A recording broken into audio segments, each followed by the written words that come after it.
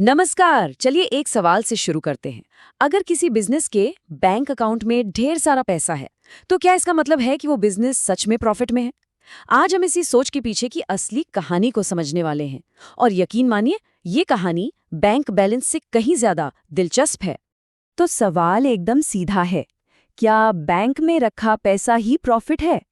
ज्यादातर लोगों का जवाब होगा हाँ बिल्कुल। और बस यहीं पर सबसे बड़ी गलती हो जाती है। चलिए देखते हैं कि ऐसा क्यों है। देखिए, बैंक में पैसा होना ना एक पजल के बस एक टुकड़े जैसा है। देखकर अच्छा तो लगता है, पर ये पूरी पिक्चर बिल्कुल नहीं दिखाता। तो आज हम बाकी के टुकड़े भी जोड़ेंगे और देखेंगे कि मुनाफे की असली तस्वीर आखिर दिखती कैसी है। इसे समझने के लिए ना दो तरीके हैं। एक है कैश अकाउंटिंग, मतलब सीधा सा हिसाब, पैसा कब आया कब गया, सिंपल है लेकिन अधूरा है। और दूसरा है अक्रूअल अकाउंटिंग, और यही है हमारी आज की कहानी का हीरो, जो हमें प्रॉफिट की पूरी और सच्ची कहानी सुनाएगा। तो सवाल ये है कि ये सही तस्वीर बनती कैसे है।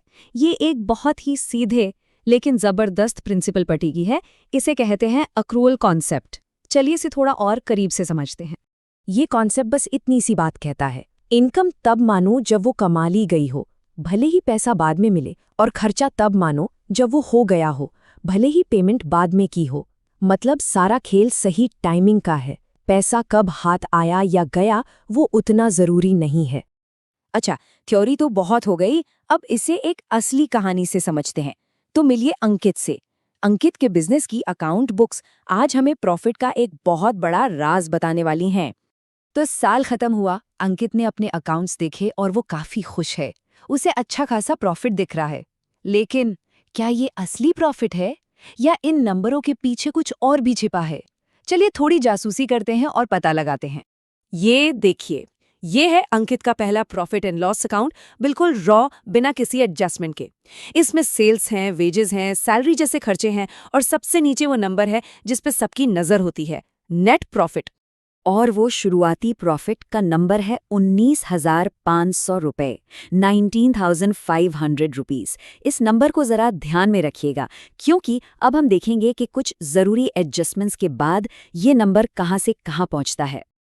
तो अब शुरू होता है असली खेल। हम करेंगे कुछ एडजस्टमेंट्स जो अंकित की फाइनेंशियल स्टोरी को बिल्कुल सही कर देंगे। यहीं पर अक्रूअल अकाउंटिंग का असली जादू देखने को मिलता है। सबसे पहला एडजस्टमेंट है आउटस्टैंडिंग एक्सपेंसेस, मतलब वो खर्चे जो हो तो गए हैं पर अभी तक पे नहीं किए गए।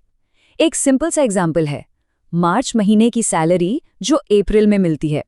अब काम तो मार्च में हुआ ना, तो खर्चा भी मार्च का ही माना जाएगा, पेमेंट भले ही अप्रैल में हुई हो। बस यही है आउटस्टैंडिंग एक्सपेंस।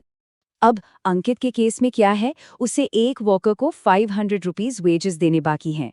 काम इसी साल हुआ है, तो ये 500 रुपीज का खर्चा भी इसी साल के प्रॉफिट में से कम होना चाहिए, पेमेंट भले ही अगले साल क्यों ना हो। ठीक है, अब इसका एकदम उल्टा देखते हैं। Prepaid expenses. ये वो खर्चे हैं जिनकी पेमेंट तो एडवांस में कर दी, पर उनका फायदा हमें भविष्य में मिलेगा, जैसे पूरे साल का इंश्योरेंस एक साथ भर देना। और अंकित ने भी ऐसा ही कुछ किया है। उसने एक एम्प्लॉय को 5,000 रुपये सैलरी एडवांस में दे दी। अब क्योंकि ये पैसा अगले साल के काम के लिए है, तो ये इस साल का खर्चा हुआ ही नहीं, तो हमें इसे इस साल के खर्चों में से हटाना पड़ेगा। तो हमने क्या किया, एक खर्चा जोड़ा और एक खर्चा हटाया। बस इन दो छोटे से बदलावों के बाद अंकित के प्रॉफिट का क्या हुआ, चलिए अब देखते हैं बिफोर और आफ्टर वाली पिक्चर। याद है वो नंबर हमने शुरू किया था 19,500 रुपए से। ये वो प्रॉफिट था जो हमें आधी अधूरी कहानी बता रहा था। और सारे एडजस्टमेंट्स के बाद जो असली प्रॉफिट निकल कर आया है, वो है 24,000 रुपए। जी हाँ, 24,000 रुपए। चौंके ना, प्रॉफिट कम होने की जगह बढ़ गया। अब जरा इस टेबल को ध्यान से देखिए, ये सब कुछ साफ कर देगी। सबसे पहले देखिए, 500 रुपए की जो आउटस्टैंडिंग वेजेस थी, उन्हें जोड़ने से ग्रॉस प्रॉफिट थोड़ा सा कम हो गया। लेकिन असली गेम चेंजर था सैलरी का खर्चा। जो 5,000 रुपए एडवांस सैलरी दी थी, उसे हमने इस साल के खर्चे से हटा दिया, तो सैलरी का खर्चा 25,000 रुपए से घटकर सीधा 20,000 रुपए हो गया। और बस इसी एक बदलाव ने नेट प्रॉफिट को 19,500 रुपए से उछालकर 24,000 रुपए पर पहुंचा दिया। ये है एडजस्टमेंट्स की पावर। तो इस सब का आखिर मतलब क्या है? क्या ये बस अकाउंटिंग के कुछ रूल्स हैं जिन्हें फॉलो करना है? नहीं, बात इससे कहीं ज्यादा गहरी है। सबसे बड़ी बात यह है कि ये एडजस्टमेंट्स किसी भी बिजनेस की फाइनेंशियल कहानी को पूरी ईमानदारी और सच्चाई से बताने में मदद करते हैं। ये सिर्फ नंबर नहीं है, ये नंबरों के पीछे की हकीकत है। और सुनिए, ये तो बस शुरुआत है। ऐसी कई और छिपी हुई कहानियां होती हैं, जैसे मशीनों की वैल्यू का कम होना, जिसे डेप्रिसिएशन कहते हैं, या फिर बैड डेट्स। ये सारी चीजें मिलकर बिजनेस की फाइनेंशियल हेल्थ की एकदम साफ तस्वीर बनाती हैं।